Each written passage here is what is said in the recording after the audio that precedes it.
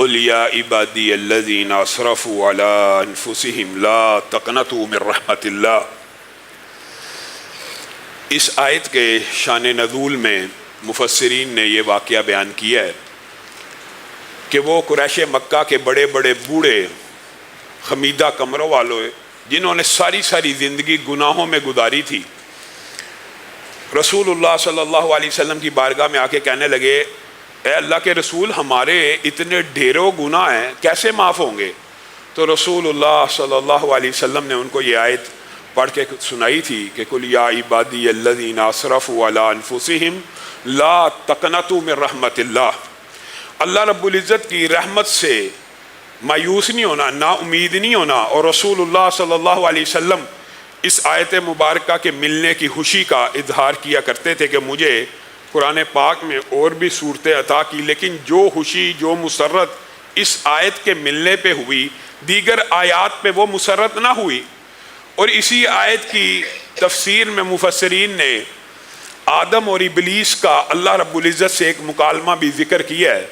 عبداللہ ابن عمیر کی حدیث کے اندر یہ بات موجود ہے، اور مفسرین جب کسی آیت کو بیان کرتے ہیں، اس کا شان نزول بیان کرتے ہیں، تو رتب و یابس اس کے بارے میں جو روایات ہوتی ہیں وہ لے آتے ہیں۔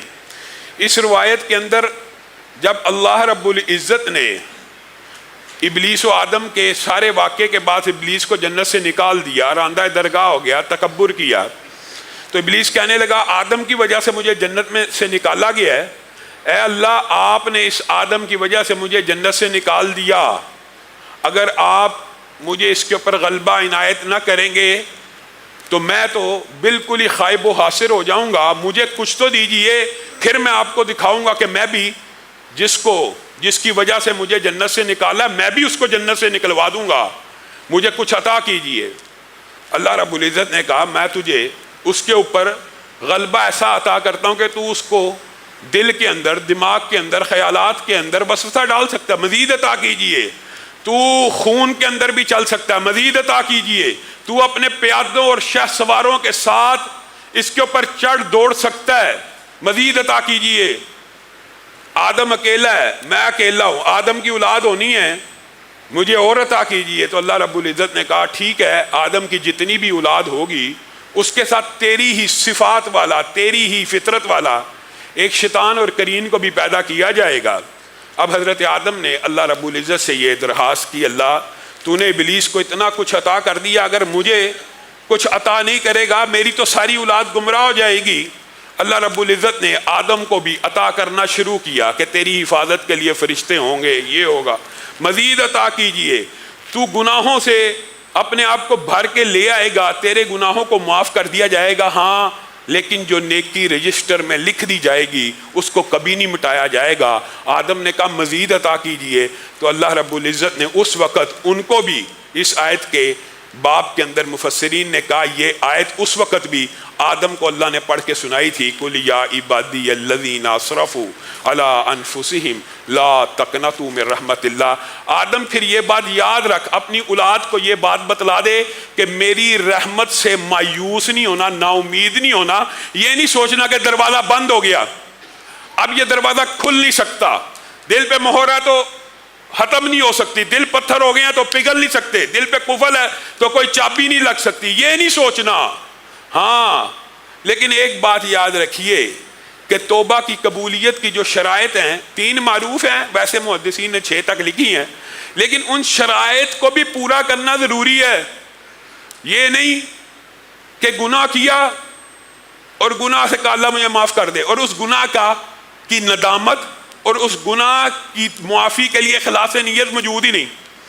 گناہ کی ندامت ہونا ضروری ہے، گناہ کی توبہ تب قبول ہوتی ہے۔ پہلی بات ندامت ہو، افسوس ہو، شرمندگی ہو، اس کے اوپر نادم ہے، ٹھیک ہے اب توبہ کر، اخلاص ہے، ٹھیک ہے اب توبہ کر۔ پھر دوسری بات یہ ہے کہ اس گناہ کو چھوڑنا ہے، یہ نہیں کہ گناہ جاری ہے اور اللہ سے توبہ کرتا جا رہا ہے، اللہ معاف کر دے، داڑھی کٹواتا ہوں اللہ معاف کر دے، اگلے دن بھی کٹوا رہا ہے، اللہ داڑھی کٹواتا ہوں معاف کر دے، پھر کٹوا رہا ہے، یہ توبہ نہیں ہے۔ مثال دے کے سمجھا رہا ہوں، ایک عورت بے پرد باغ جناح میں یا کسی پارک میں سوسائٹی میں بے پرد، بے حجاب، بے نقاب چست لباس پہن کے ہاتھ میں تسبیح پکڑ کے استغفر اللہ استغفر اللہ استغفر اللہ استغفر اللہ کرتی جا رہی ہے. یہ کون سی توبہ ہے؟ یہ کس گناہ پہ پشیمانی ہے؟ یہ کس گناہ کی ندامت ہے؟ اگر تجھے اپنے دل کے اندر رب کا خوف موجود ہے اور بے پردگی کا احساس تیرے دل میں ابھر آیا ہے تو پہلے پردہ شروع کر، اس گناہ کو چھوڑ. یہ کیا بات ہوئی؟ مثال دے رہا ہوں. انسان نے کو سمجھ آئی کہ شراب پینا بڑا گناہ ہے، ٹھیک ہے، استغفر اللہ بڑا گناہ، اللہ معاف کرے معاف کرے، ساتھ ہی شراب کا گلاس پی رہا. یہ عام ایمانداری سے بتائیے یہ گناہ سے توبہ ہے؟ یہ تو اللہ رب العزت کے ساتھ مذاق کرنے والی بات ہے، ٹھٹھا کرنے والی بات ہے. یہ توبہ کا کون سا طریقہ جو ہمارے معاشرے میں رائج ہو گیا ہے؟ کسی کو کہا جائے یہ گناہ ہے، اللہ مجھے معاف کرے اللہ مجھے معاف، 1 منٹ بعد وہی گناہ شروع کر دیتا ہے. 1 منٹ کے بعد، 1 سیکنڈ کے بعد وہی گناہ شروع کر دیتا ہے. مثال دے رہا ہوں، کسی کے فہم اور شعور میں یہ بات آ گئی ہے کہ داڑھی کٹوانا گناہ ہے، داڑھی منڈوانا گناہ ہے، آ گئی ہے، اللہ مجھے معاف کرے، صبح اٹھ کے پھر شیو کر رہا ہے. یہ بھائیو گناہوں سے توبہ کوئی نہیں. اور تیسری بات یہ ہے کہ جس گناہ سے توبہ کی ہے اس گناہ کو نہ ایک تو چھوڑنا ہے، اس گناہ کو نہ کرنے کا ہمیشہ کے لیے مصمم ارادہ ہے. ارادہ ضروری ہے.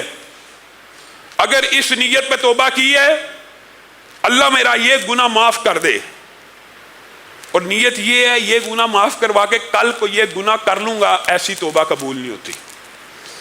اگر نیت یہ ہے اللہ میرا یہ گناہ معاف کر دے، میں مرتے دم تک یہ گناہ نہیں کروں گا، کوشش کروں گا، پھر توبہ قبول ہو جاتی ہے. اگر دل میں یہ بھی خیال ہو نا اللہ پوری کوشش کروں گا پھر بھی توبہ قبول ہو جاتی ہے. اللہ فلاں گناہ کیا تھا، غیر محرم پہ نظر ڈل گئی تھی، اللہ آج تک جتنی دفعہ غیر محرموں پہ نظر پڑی ہے اللہ مجھے معاف کر دے، اور دل میں یہ ارادہ ہے کہ جب تک زندہ رہوں گا غیر محرم کے چہرے کا طواف نہیں کریں گی یہ نظریں یہ نگاہیں. رسول اللہ کا کلمہ پڑھا ہے، ان کے کہنے کے مطابق ان کے حکم کے مطابق اب یہ نظریں جھکی رہیں گی. کب تک؟ جب تک مرنا نہیں ہے. پھر یہ توبہ قبول ہے، پھر یہ توبہ قبول ہے. لیکن یہ کون سی توبہ ہے؟ ٹی وی لگایا ہوا ہے، غیر محرم دیکھ رہا ہے، کوئی برا سین آ گیا استغفر اللہ لا حول ولا قوت الا باللہ، اور دیکھتا چلا جا رہا ہے، بے ایمان دیکھتا بھی چلا جا رہا ہے اور سمجھ رہا ہے کہ میری توبہ قبول ہو رہی ہے. یہ کوئی توبہ نہیں ہے، یہ اللہ رب العزت کے ساتھ مذاق ہے. گناہ کو چھوڑنا بھی ہے اور ارادہ یہ کرنا میں نے یہ گناہ ساری زندگی دوبارہ نہیں کرنا. جب یہ ارادہ کرے گا تو توبہ قبول ہو جائے گی. پھر اگر گناہ ہو جائے غلطی سے پھر بھی معاف ہے، لیکن نیت تب بھی یہ ہوگی کہ میں دوبارہ نہیں کروں گا. اور اس کے اندر جو آخری اہم بات ہے وہ یہ ہے کہ حقوق العباد کے جو گناہ ہیں، کسی کے پیسے دینے ہیں، کسی کا حق مارا ہوا ہے، اللہ رب العزت سابقہ جن کا حق مارا ہوا وہ معاف کر دے. ان کے پیسے تیرے پاس استطاعت ہے، لٹانا فرض ہے تیرے پاس. وہ جو کل آپ کے سامنے بات رکھی ہے وہ اس کے لیے جس کے پاس استطاعت ہی نہیں ہے، جو مجبور بے بس بے کس ہو گیا، یا جس کے دینے ہیں وہ ہی نہیں مل رہا، اس کے وارث ہی نہیں مل رہے، اب یہ مجبور ہے، اب یہ اس کے لیے دعائیں کرے گا، اس کے لیے مغفرت کی دعائیں کرے گا. حتیٰ کہ محدثین نے تو یہاں تک لکھا جو والدین ناراض دنیا سے چلے جائیں ناراض، تو ان کو منانے کا بھی طریقہ یہی ہے نا، پھر ان کے لیے دعائیں کی جائیں. اب وہ تو چلے گئے ہیں. تو توبہ کی قبولیت کے اندر اگر حقوق العباد کا معاملہ ہے، میں آج کے بعد کسی سے دھوکہ نہیں کروں گا، تو کیا یہ توبہ قبول ہو جائے گی؟ یہ توبہ تب قبول ہوگی جن کے ساتھ آج تک دھوکہ کیا ہے ان کے پیسے واپس لوٹا دے، تیری توبہ قبول ہے. اگر ان کے پیسے لٹائے بغیر اللہ معاف کرے انسان مذاق کر رہا ہے یا اللہ کو ڈاج کرانے کی کوشش کر رہا ہے، اللہ آج تک جتنا حرام کھا لیا وہ میرا ہے، یہ شریعت کا مزاج نہیں، وہ تیرا نہیں ہے، تمہارے صرف راس المال ہے، جہاں سے شروع کیا تھا حرام سے قبل صرف اتنے کا حق بجانب ہو، اس کے بعد جتنا حرام اکٹھا کیا واپس کرنا ہوگا، لٹانا ہوگا. پھر توبہ قبول ہے، پھر قبول ہے. اور توبہ کی قبولیت کی یہی شرائط ہے، ایک گناہوں پہ نادم ہو جائے، ایک اس گناہ کو چھوڑے بھی اور پھر آئندہ نہ کرنے کا مصمم ارادہ کرے. اور اگر حقوق العباد میں سے ہے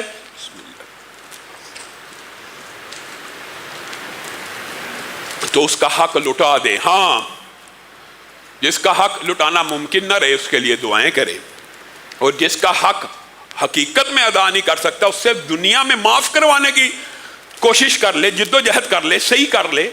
اگر شہداء کا قرضہ معاف نہیں، قرضہ کسی کا حق مارنا بنیادی طور پہ نہیں ہوتا، قرضہ صرف عارضی ادھار لیا ہوتا ہے واپسی کی نیت کے ساتھ، واپسی کی نیت کے ساتھ لیا ہوا قرض بندہ مر جائے تو حساب کتاب معلق ہو جاتا ہے۔ شہید کا معلق ہے واپسی کی نیت والے پیسے پہ، کھانے کے پیسے کا حساب کیا ہوگا وہ تو ایک الگ باب ہے۔ واپسی کی نیت کا بھی رسول اللہ صلی اللہ علیہ وسلم صحابہ کو کیا کہا کرتے، چیک کرو اس نے کسی کا حق دینا تو نہیں ہے، اگر دینا ہے تو تم جنازہ پڑھ لو، میں اس کے لیے مغفرت کی دعا نہیں کروں گا، میں نہیں کروں گا، تم پڑھ لو۔ تو بنیادی طور پہ توبہ کی یہ شرائط ہے۔ اور میرے بھائیوں، توبہ اور استغفار اتنا جلیل القدر عمل ہے، جیسے آپ کے سامنے واقعات رکھ رہا ہوں کہ اگر انسان زنا بھی کر کے آئے اور توبہ کرے اللہ معاف کر دیتا ہے، اس میں کوئی چمبے کی بات نہیں ہے، چوبے کی بات نہیں ہے، یہ شیطان کا مغالطہ ہوتا ہے کہ توبہ قبول نہیں۔ قاتل کو اللہ رب العزت معاف کر رہا ہے۔ اسی طرح جو بندہ جنگ سے پیٹھ پھیر کے بھاگ جائے، جو 7 ہلاک کرنے والے گناہ ہیں نا، ان میں سے ایک گناہ یہ بھی ہے، آپ کو باقی گناہ بھی پتہ ہے، شرک کرنا، قتل کرنا، ماں باپ کی نافرمانی کرنا، بہت زیادہ گناہ ہیں جن کی توبہ لازمی، یقینی اور بدیہی ہونی چاہیے۔ حتیٰ کہ رسول اللہ صلی اللہ علیہ وسلم نے ارشاد فرمایا، جو بندہ کہتا ہے نا استغفر اللہ الذی لا الہ الا هو الحی القیوم واتوب الیہ، وہ بندہ اگر میدان جنگ سے بھی بھاگا ہونا تو اللہ تعالیٰ اس کی بھی توبہ قبول کر لیتے ہیں۔ وعلی الثلاثۃ الذین خلفوا حتی اذا ضاقت علیہم الارض، یہ آپ کو پتہ قرآن پاک کی آیت ہے 3 صحابہ کے بارے میں، جلیل القدر صحابہ، 2 ان میں سے بدری تھے، 2 بدری تھے۔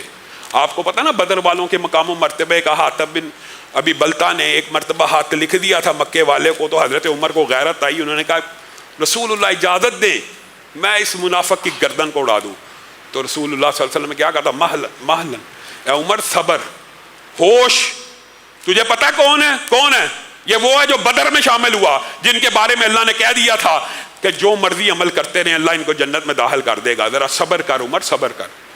گویا ایسے ایسے عظیم الشان صحابہ سے بھی گناہ سرزد ہو گئے، لیکن اللہ تعالیٰ نے ان کے گناہ بھی معاف کیے، کس بنیاد کے اوپر؟ توبہ کی بنیاد کے اوپر۔ اور یہ جو 3 بندوں کے توبہ کا واقعہ اللہ تعالیٰ نے قرآن پاک میں بیان کیا، یہ بڑا پھاہا ہے، یہ بڑا مرہم ہے بندہ مومن کے لیے۔ کعب بن مالک، ہلال بن امیہ اور مرارہ بن ربیع، یہ تینوں صحابین میں سے 2 بدری ہیں، آپ کو پتہ ہے۔ تو کعب بن مالک کہتے ہیں، خود یہ ان کی حدیث ہے بڑی لمبی چوڑی، میں مختصر کر کے آپ کے سامنے رکھوں گا، بہت طویل حدیث ہے، طویل حدیثوں میں سے، صحیح حدیثوں میں سے یہ لمبی حدیث ہے۔ کعب بن مالک کہتے ہیں غزوہ تبوک کے موقع کے اوپر جتنی خوشحالی میرے پر تھی کسی پہ نہ ہوگی، 2 سواریاں تھیں، 2 سواریاں، پھل پکے ہوئے تھے، باغوں کے لدے ہوئے تھے، اور میرا ارادہ غزوہ تبوک میں جانے کا تھا۔ رسول اللہ صلی اللہ علیہ وسلم بنیادی طور پہ جب کسی جنگ میں جانے کا ارادہ کرتے تھے تو بتاتے کسی اور علاقے کا تھے اور جاتے کہیں اور تھے کہ دشمن کو خبر نہ پہنچے۔ اس جنگ میں اعلانیہ بتا دیا کہ جا بھی ہم وہی رہے ہیں اور تیاری بھی سب کرو۔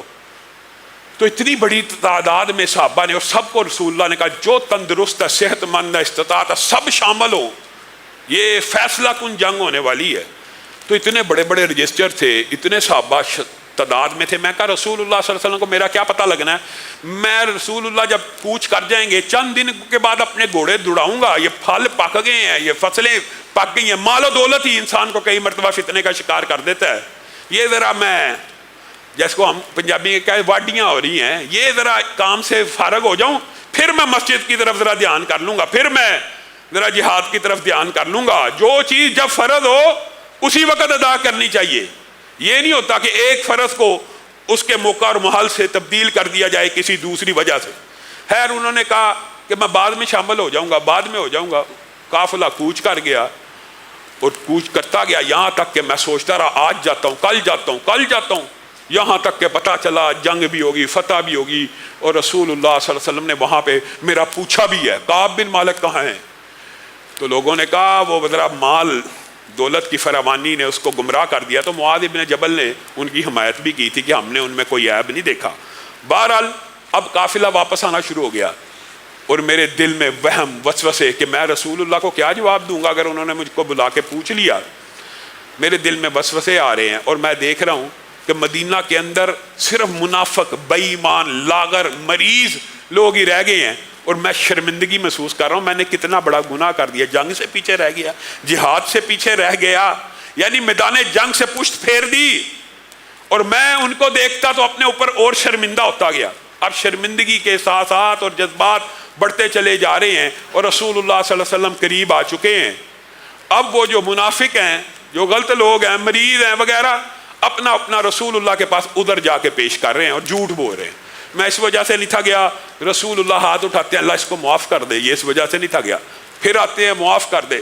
وہ آتے جا رہے ہیں، جھوٹ بول بول کے نجات پائی جا رہے ہیں. میں بھی رسول اللہ کی بارگاہ میں پیش ہو گیا اور رسول اللہ نے پوچھا، ہاں جی کعب صاحب آپ کیوں نہیں تھے گئے؟ کعب بن مالک کہنے لگے، اللہ کے رسول سچی بات بتاتا ہوں، مال و دولت کی فراوانی تھی، باغ پک چکے تھے، سستی کے علاوہ کوئی عذر نہیں ہے، سستی کے علاوہ کوئی عذر نہیں ہے. رسول اللہ صلی اللہ علیہ وسلم نے ان کا معاملہ معلق کر دیا اور لوگوں نے کہا، کعب تو بے وقوف ہو گیا، یہ جو جھوٹ بول بول کے رسول اللہ کی بارگاہ میں پیش ہوئے ہیں ان کے لیے رسول اللہ نے مغفرت کی دعا کر دی، تو سچ بول کے اپنے آپ کو پھنسا رہا ہے. کہا میرا دل چاہا کہ میں دوبارہ جاؤں اور کوئی عذر بیان کر دوں. پھر مجھے ساتھیوں نے بتایا 2 اور کے ساتھ بھی یہ معاملہ ہوا ہے، جو بدری صحابی ہیں حلال بن امیہ، ان کے ساتھ بھی یہ معاملہ ہو گیا، اور مرارہ بن ربیع کے ساتھ بھی یہ معاملہ ہوا ہے. انہوں نے بھی رسول اللہ کے سامنے آ کے سچ بول دیا ہے کہ سستی تھی، مال و دولت کی فراوانی تھی، سستی کی وجہ سے رہ گئے ہیں اور کوئی عذر نہیں. تو ان تینوں کا معاملہ رسول اللہ نے پینڈنگ کر دیا، معلق کر دیا. اب یہ اپنی قصے اور کفیات بیان کرتے ہیں. یہ بڑا رونے والا واقعہ. کعب بن مالک کہتے ہیں میں رسول اللہ صلی اللہ علیہ وسلم کے سامنے آتا تھا جان بوجھ کے کہ مجھے سلام ہی کر دیں. کبھی میں ادھر سے چہرہ دکھا رہا ہوں، کبھی میں ادھر سے چہرہ دکھا رہا ہوں. رسول اللہ صلی اللہ علیہ وسلم بے اعتنائی کر رہے ہیں، بے توجہی کر رہے ہیں. وہ جس لیڈر پہ جان نشاور کرنے والے، جن کو دیکھ دیکھ کے جیتے تھے، وہ منہ پھیرتے تھے، ان کے کلیجے چیرے جاتے تھے. کعب بن مالک رونا شروع ہو جاتے تھے، پریشان ہو گئے، بے چین ہو گئے. ابو قتادہ کے گھر چلے گئے، چچا داد کے گھر. او خدا کے لیے تو میری گواہی دے دے، میں مومن نہیں ہوں، میں ایمان والا نہیں ہوں، میرے پہ زمین تنگ کر دی گئی ہے، میرے سے بول چال بند کر دیا. رسول اللہ صلی اللہ علیہ وسلم نے ان تینوں سے بات چیت سے بھی منع کر دیا تھا کہ یہ مومن ہو کے، صحابہ ہو کے، اتنے جلیل القدر ہو کے انہوں نے اتنی سستی کا مظاہرہ کیا ہے، ان کے ساتھ بائیکاٹ کرو. زمین تنگ ہو گئی. ابو قتادہ کے پاس چلے گئے کہ اللہ کے لیے تو ہی سفارش کر دے. تو کہنے لگے اللہ جانتا ہے، رسول اللہ جانتا ہے، تو میرے سے بات نہ کر. ابو قتادہ چچا زاد بے چین ہو گئے، پریشان ہو گئے. باہر نکلے، شاہ غسان کا خط آ گیا. سنا آپ کے مالک نے، آپ کے سردار نے آپ کے ساتھ بڑا ظلم اور زیادتی کی ہے، آپ کے ساتھ بائیکاٹ کر دیا ہے، آپ ہمارے پاس آ جائیں، آپ کو عزت و اکرام دیا جائے گا. کعب بن مالک نے اس خط پہ تھوکا. تھوکنے سے مراد پھاڑ کے پھینک دیا کہ یہ ایک شیطان کا اور فتنہ آ گیا ہے. پہلے پچھلے گناہ معاف نہیں ہو رہے، پھنسا ہوا ہوں. ایک اور آزمائش آ گئی کہ مجھے بادشاہوں کے ہاتھ آنا شروع ہو گئے کہ ہمارے پاس آ جاؤ. رسول اللہ صلی اللہ علیہ وسلم کو چھوڑ کے کہا 40ویں دن رسول اللہ صلی اللہ علیہ وسلم کا قاصد آیا، اپنی بیوی سے علیحدہ ہو جاؤ. بیوی سے علیحدہ کر دیا گیا. بیوی کے ساتھ بھی تعلق ختم کر دیا گیا. حلال کو اللہ رب العزت نے یہ اجازت دی کہ تو بزرگ ہے، تیری بیوی تیری دیکھ بھال کر لے، لیکن تعلق قائم نہیں ہونا. خیر بیویوں کو بھی جب علیحدہ کر دیا گیا، کہا زندگی تنگ پڑ گئی ہم تینوں کے لیے. زمین اپنی فراہی اور وسعت کے باوجود ہم پہ تنگ کر دی گئی. ہم آزمائش کا ایسا شکار ہوئے، لیکن ایک امید کی کرن باقی تھی.